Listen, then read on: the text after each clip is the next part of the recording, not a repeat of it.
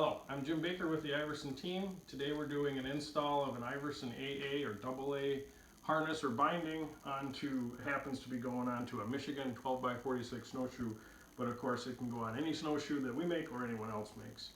The binding will come pre-strung with this neoprene strap, which is going to wrap around the master cord of the snowshoe, which is right here. So we go ahead and lay it flat down and we loop the neoprene through this slot between the webbing and the master cord. We come back down through that. So over the top of the master cord, back through, and I'm going to come out this little slot right here. So I'm around the master cord, through that slot, pull it tight. Do the same thing to the other side, over the top of the master cord, through the hole, and back through the slot in the footbed. And pull that nice and tight, both sides. We're going to do the exact same thing again. We're going to go down the top, and I find that bending the footbed will help open it up a little bit, but it's tricky. It's a tight fit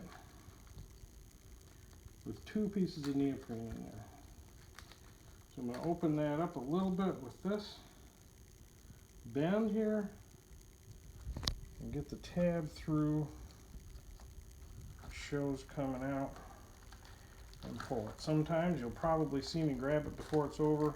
Here, needle nose pliers are very handy for doing that. Just be careful not to peel the tip off.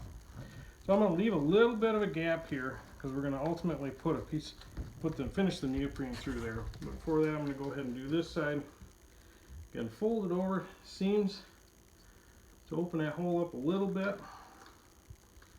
Get a hold of it. Here you get to see me do this part of it. Just get a hold of it, get a good grip on it, and pull it through. Get this through the slot. I'm going to pull both of these nice and tight, leaving that little bit of loop that we're going to wind up going through. So now we have two wraps around the master cord. We'll wind up doing the same thing on both sides. So back up through the same hole, clear that webbing. We're going to bend it again, seams to open it up a little bit. There it is. Now here's the tricky part with this one.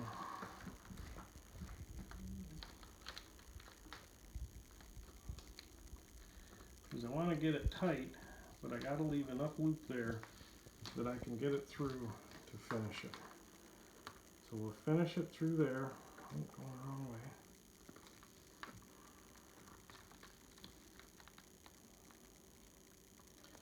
All I'm going to do is take my pliers,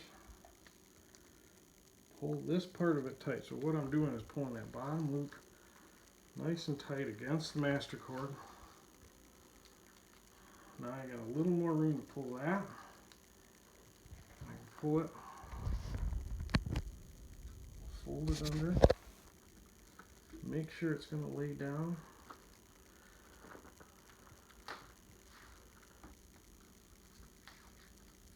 When I pull it through,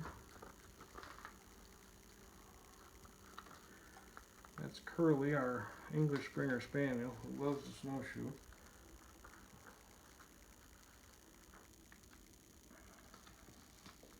So now I have that tucked through.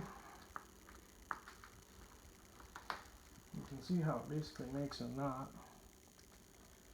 And I'm going to pull this, roll it up tighter.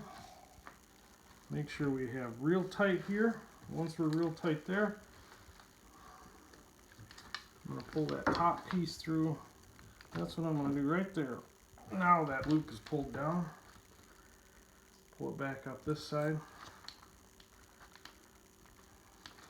And then pull it through nice and tight.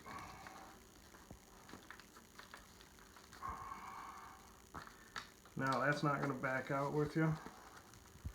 Do the same thing on the other side. which I will leave rather than make you watch me do it twice. Got my loop here. I wind up running that around the master cord, back up through, out, cinch it down like I did the last one. For the boot webbing, you simply, just like you're putting your shoes on, through the buckles,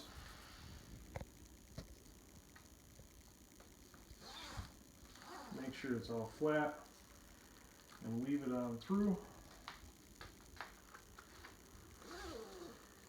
and keep on going until you get to the top, through the spring buckle, right there. That goes over the top of your boot.